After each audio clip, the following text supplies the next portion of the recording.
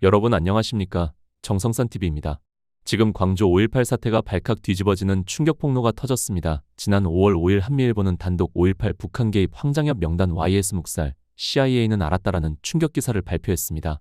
마이클 이전 CIA 요원의 증언으로 당시 어떤 상황이었는지 소상하게 폭로했습니다. 또한 김경재 전 총재도 광주 5.18 때 북한 말투 특수공작원 50명이 광주역을 급습했다고 충격 폭로를 했습니다. 정성산TV 좋아요, 구독, 알림은 큰 힘이 되겠습니다. 1980년 58 당시 광주에 내려온 북한 공작대 명단을 황장엽 전 북한노동당 비서가 제출했으나 김영삼 대통령이 묵살한 것을 미국 중앙정보국이 알고 있었다는 전직 한국계 CIA 요원의 충격 폭로 증언이 나왔습니다. 40년간 한국계 미국 정보요원으로 국직한 대공사건의 실체적 진실에 누구보다 가까이 접근하며 격동의 한국현 대사를 직접 조사했던 마이클 이 미 조지 워싱턴대 정치학 박사는 지난 17일 한미일보와 만나 가진 인터뷰에서 그동안 누구에게도 하지 않은 이야기라며 이같이 충격 폭로를 쏟아냈습니다. 이 박사는 1985년도부터 1995년까지 10년 동안 서울에 있는 미 대사관에서 정무관과 북한 담당 한미 안보협력조정관으로 일할 때 많은 탈북자를 신문할 때 일치된 사건이 땡땡명이라는 말이 나온 것이라고 북한 공작대 규모에 대해 구체적으로 언급하면서 오프 더 레코드 비보도를 요청했습니다. 그러면서 최근에 밝혀진 사실이 있다며 황장엽이 내려와 김영삼에게 바친 명단을 제공했는데 김영삼이 국민에게 발표하지 않고 흙 속에 묻어버린 걸 우리 CIA가 알고 있다고 말했습니다. 마이클 이 박사는 황장엽 비서에 얽힌 내용을 최근 알게 된 경위와 출처에 대해서는 밝힐 수 없다고 답했고 정보소식통으로부터 얻은 것으로 이해하면 되는지 질문하자 그렇다고 했습니다. 이 대목에서 이 박사는 1999년 김대중 정부 시절 대북특사로 평양을 방문했던 김경재 전 한국자유총연맹 총재가 땡땡명에 가며 가짜 묘를 목격했다고 했습니다. 김경재 전 총재는 지난 1999년 김대중 특사로 북한에 갔을 때 평양 신밀히 애국열사릉에서 광주에서 전사한 인민군 애국열사들의 감효를 받다고 연합뉴스 편집국장을 지낸 서옥식 대한언론인의 당시 부회장 겸 편집위원에게 충격 증언했고 이 내용은 2023년 5월 K뉴스를 통해 처음 보도됐습니다. 기자는 김경재 전 총재에게 마이클 이 박사가 밝힌 규모에 대해 크로스 체킹을 요청했으나 규모에서는 차이가 있었습니다. 김 전 총재는 내가 본 난파 북한군 감효는 9기에서 11기 정도라고 했습니다. 김경재 전 총재는 황장엽 명단을 김영삼이 묵살했다는 이야기를 들어봤지만 나는 사실 확인은 안 해봤다고 하면서도 이야기를 들은 시점에 관해서는 황장엽 전 비서가 망명했던 그 무렵이라고 오래전 얻은 주장이었음을 시사했습니다.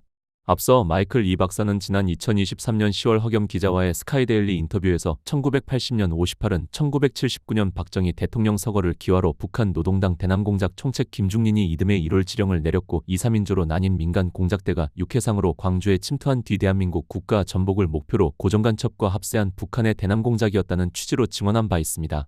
40년간 CIA 등 미 정보당국에서 한국 담당 요원으로 근무한 이 박사는 김현희 KA 헬기 폭파 사건과 김신조 1.21 사태, 미얀마 아웅산 테러 등 북한이 획책한 굵직한 한국 현대사의 비극적 사건들의 발단 경위와 배후를 파헤치는 데 깊이 관여했으며 5.18 역시 직접 조사한 뒤 워싱턴에 최초 보고한 미 정보당국의 핵심 북한통이었습니다. 북한 대남작전 구체화 첩보 입수, 미국은 이미 소요 예상했다고 이 박사는 강조했습니다. 마이클 이 박사는 김중린이 한국에 있는 잠복간첩들에게 지령을 내린 것은 1980년 정월이었다고 구체적으로 시점을 못 박았습니다. 북한의 지령 시점은 처음 공개됐습니다. 당시 김중린은 조선노동당 대남공작총책이었고 김일성과 지근거리에서 공작계획을 수립했다고 합니다. 잠복간첩의 성격을 되묻자 이미 침투해서 와 있는 간첩들이며 북한은 고정간첩과 잠복간첩을 합쳐 혁명역량으로 지칭한다고 설명했습니다.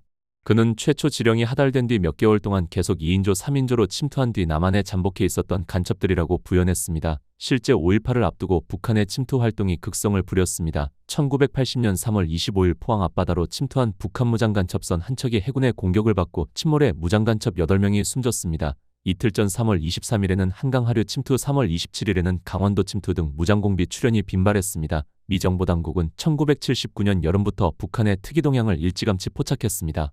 이전부터 북한의 동태를 주시해온 미국은 이 시기 북한이 남침에 대비한 특전대 훈련에 돌입한 사실을 파악했습니다. 이때만 해도 북한의 고질적인 남침 계획 정도로 파악했으나 김중린의 동태에 대한 첩보가 쌓이면서 예사롭지 않다고 보고 정밀 경계했다고 합니다. 마이클 이 박사는 북한이 대남작전을 구체화한다는 사실을 다양한 소식통을 통해 확인할 수 있었다며 17공 수여단과 특전대가 훈련해온 데다 김중린이 지령을 내린 사실을 입수해 워싱턴에 곧장 보고했다고 확인했습니다. 그의 보고로 미국 정부는 1980년에 남한에서 북한이 계획하고 지휘하는 소요가 있을 것을 이미 예상했다고 합니다. 이 정보를 한국 정부도 공유한 것으로 알고 있다고 그는 언급했습니다. 한국 정부 문건에 따르면 1980년 5월 10일 김영선 중앙정보부 2차장은 5월 중순 북한이 남침할 가능성이 짙다는 이른바 북괴남 침설을 당시 전두환 보안사령관 겸 중앙정보부장서리에게 보고했습니다.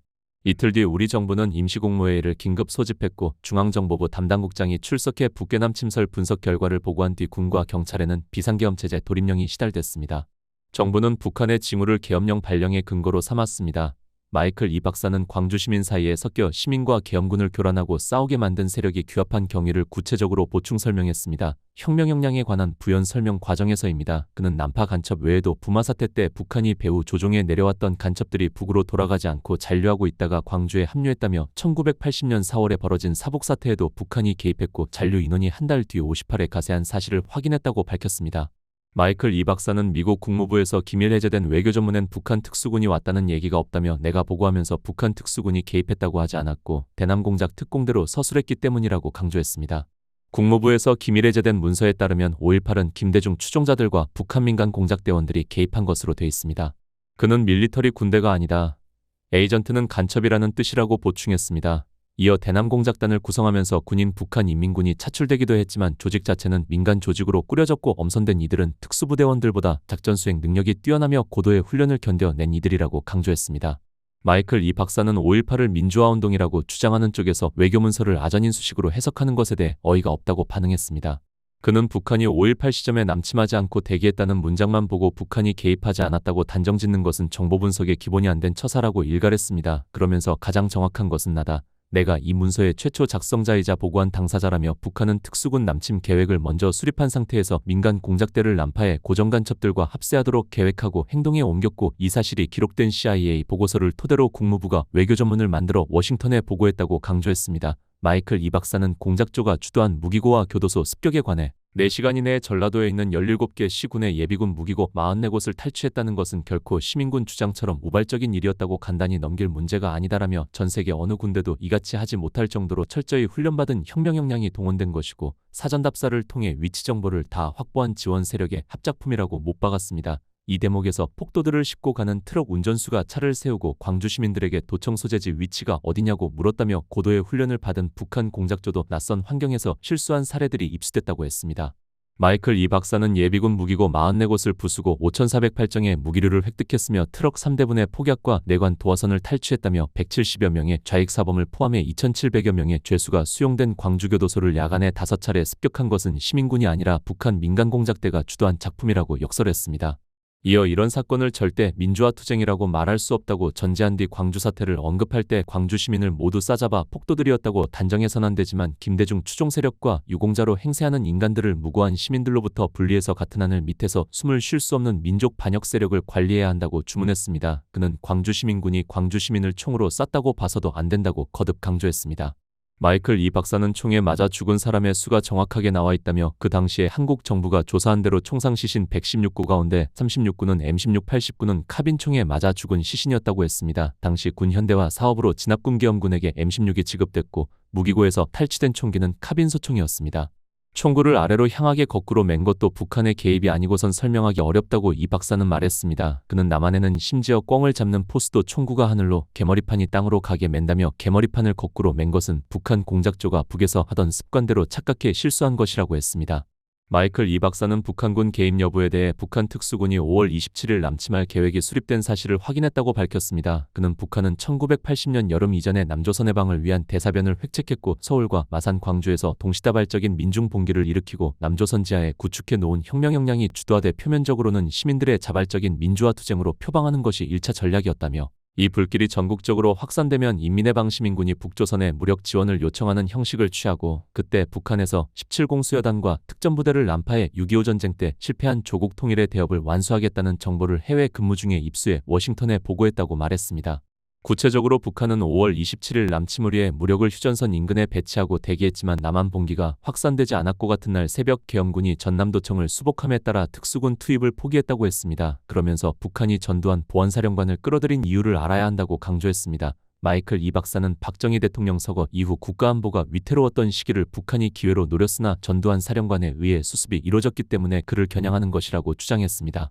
또한 아무 관련이 없는 전두환에게 광주에 대한 책임을 모두 뒤집어 씌우는 것만 봐도 북한은 광주 시민에게 총을 쏘고 계엄군에게 뒤집어 씌울 수 있는 집단이라고 덧붙였습니다. 시청자 여러분, 광주 5.18 사태에 대한 마이클 이 박사의 충격폭로 증언을 들으시며 어떤 생각이 드셨습니까? 무기고 습격의 전술적 치밀함, 거꾸로 맨 총구의 습관, 그리고 카빈총에 희생된 시민들의 데이터까지 이 모든 정황 증거들은 5.18이 단순한 민주화 운동을 넘어 북한 노동당 대남공작 총책 김중린이 기획한 치밀한 혁명 역량의 개입이었음을 가리키고 있습니다. 다음은 한미일보가 지난 4월 5일 단독 5.18 때 북한 말투 특수공작원 10명 광주역 급습 시도 김대중, 대북특사 김경재라는 기사입니다. 김대중 정부 시절 대북특사로 평양을 방문했던 김경재 전 한국자유총연맹 총재가 5.18 당시 광주 송정리역에서 북한 말투를 쓰는 50여 명의 특수공작원이 광주역 급습을 시도했으나 주민들의 가로막혀 무기를 버리고 달아났다는 구체적인 증언을 처음으로 폭로했다. 김경재 전 총재는 최근 한미일보와의 전화 인터뷰에서 5.18 정신을 헌법 전문에 수록하려면 반드시 국민의 납득과 재조사가 전제돼야 하며 국민적 합의 없이 헌법에 포함하는 것은 꿈도 꾸지 말라고 강도 높게 비판하면서 이 같은 증언 내용을 공개했다. 김 전 총재는 더불어민주당의 전신인 새천년민주당과 새정치국민회의에서 15, 16대 국회의원을 지냈다. 1999년 김대중의 특사로 북한에 다녀온 후 2000년대 들어 새누리당 국민의힘 전신으로 당적을 바꾼 뒤 2016년 자유총연맹 총재를 지냈고 현재까지 애국 활동에 헌신해 오고 있다.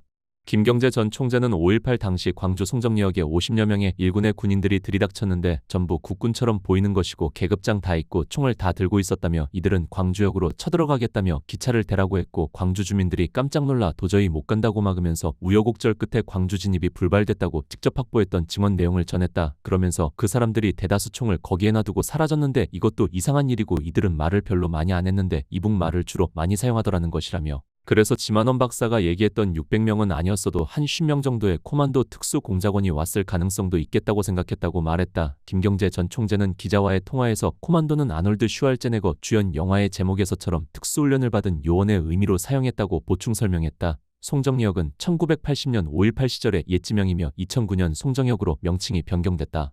오늘날 송정역에서 광주역까지는 기차로 35분, 차로 20분 정도 걸린다. 다만 이들이 목격된 구체적인 시점에 대해서는 정확하지 않다고 전제했다. 그는 광주가 어떤 다른 세력에게 점령됐을 때인지 아니면 계엄군이 장악하고 있을 때인지 타이밍은 정확하지 않다고 했고 군분교 사건 24단 지휘차량 탈취 사건 전후인지에 관한 질문에도 그 전후는 애매하다고 부연했다. 시위대가 남한의 도시를 접수했다는 뉴욕타임스 1980년 5월 22일자 헤드라인 아래로 군으로부터 무기를 탈취한 폭도들이 미쳐 날뛰고 권력자는 위협받고 있다는 부제목이 달려있다. 사진에는 전두환 찢어 죽이라는 현수막이 보인다. 우파 관점에서 5.18을 연구해 온 전문가들에 따르면 당시 신원불명의 무장괴한들이 여러 차례 출몰했다. 군분교 사건도 이 중 하나다. 시민군이 계엄군에 의한 집단 발포가 있었다고 주장해온 당일인 1980년 5월 21일 아침 광주에 도착한 24단 62연대 지휘부 차량 14대가 복면을 한 정체불명의 괴한들로부터 기습 공격을 당한 사건이다. 본지는 집단 발포가 대국민 사기극이라는 입장을 공식 견지하나 국민에게 널리 인식된 용어인 만큼 사건의 앞뒤 맥락에 관한 이해를 돕고자 제한적으로 사용한다. 포격이 없었기에 발포라는 용어 자체도 사실에 어긋난다. 4일 전인 5월 14일 광주 무등산 증심사에서는 거동이 수상한 남성 100여 명이 전투체육에 날 등산 중인 국군 장교 70명에 의해 목격된 증언도 공개된 바 있다. 전남 화순 예비군 무기고에서 총기류를 강탈한 폭도들이 개수작하지 말라오라는 표현을 썼다는 증언도 확보됐다. 또한 화순 경찰서에선 유치장에 갇힌 이들을 빼내려고 무장괴한 800명이 총을 쏘며 습격했다는 정부 기록물도 문재인 정부가 구성한 정부조사위원회에 의해 발굴돼 2024년 6월 공식 보고서 소수의견으로 공개됐다. 전투병과교육사령부 전교사 전투교리발전부장이 북괴가 광주교도소를 습격해방 지령을 수차례 청취했다는 5.18 연구가의 분석 결과도 있다. 계엄군의 시신을 목줄매 트럭에 끌고 다녔다는 사단 작전참모에 잡힐 진술서도 취재 과정에서 발견됐다. 로프로 목을 묶고 트럭에 매달아 시내를 끌고 다니는 것을이라는 24단 작전참모에 잡힐 진술서. 좌파 정권의 정부조사 결과에 따르면 이런 끔찍한 행동들이 사실이라면 모두 광주 시민들이 했다는 결론에 이른다. 24단 차량 행군부대 기습 상황 보고 반전지 차트에 기재된 당시 작전 및 피해 상황 맨 아래 실종 운전수는 폭도들에 의해 피살됨이라고 기록돼 있다. 육군 2군 사령관도 간첩 침투 실태 보고받았다. 5.18 당시 우리 군이 북한의 침투를 인지하지 못했다는 인식과 달리 실제 군 당국이 의심한 정황은 곳곳에 있는 기록들에서 확인된다. 취재진이 확보한 1981년 5월 22일 발간 육군본부 교훈집 63쪽에는 1980년 5월 23일 이군사령관은 참모 작전회의에서 광주 지역의 난동자 중에는 가발 사용자와 복면한 자 등이 다수 포함되어 있으며 특히 서울에서 온 대학생이라고 자처하는 자 20여 명이 있는 등 북괴의 침투를 의심케 하는 실태라고 보고받았다. 이에 따라 도저히 순수하고 순박한 대다수 광주 시민의 성정에서 비롯된 일들이라곤 상상하기 힘든 일들이 버젓이 자행된 공적 기록들이 있음에도 좌편향된 정부 조사는 이 문제를 말끔하게 다루지 못했다는 것엔 비판이 제기됐다. 무려 40여 년간 순수한 광주 시민을 가스라이팅하고 악용한 배후 세력이 존재한다면 그 실체를 벗기고 전모를 낱낱이 드러내야 했지만 정부 조사위가 세금만 축냈다는 게 비판의 요지다. 김경재 전 총재는 코만도 신명 증언과 관련한 이번 인터뷰에서 북한 코만도인지 아니면 북한 얘들이 장악하고 있는 광주의 공수부대 코만도인지 애매하고 정확하지 않다면서도 이런 문제를 국민이 알 수 있도록 깨끗하게 열어야 한다고 재조사의 필요성을 강하게 촉구했다. 그동안 김경재 전 총재는 5.18 초기 광주의 학생과 시민이 행한 항쟁의 성격 자체에 대해서는 높게 평가해왔다.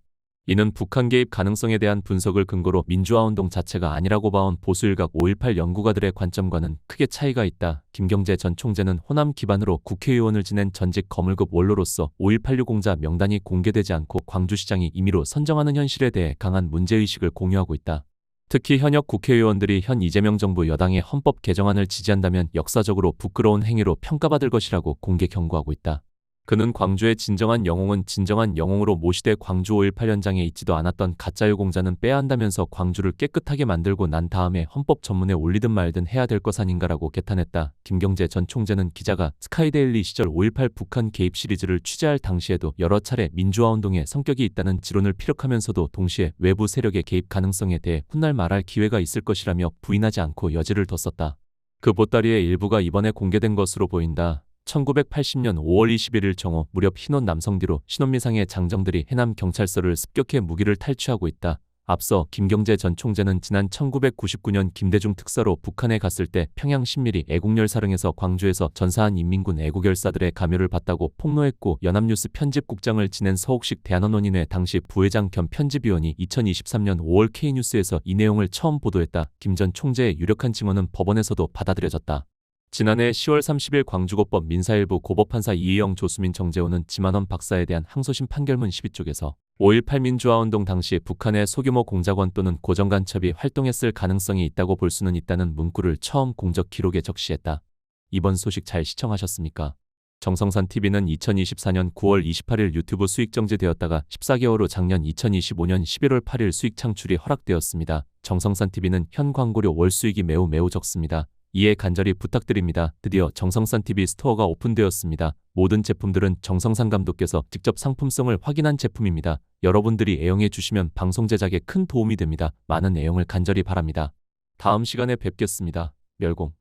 정성산TV 좋아요, 구독, 알림은 큰 힘이 됩니다. 후원해 주시는 모든 분들께 가열차게 멸공.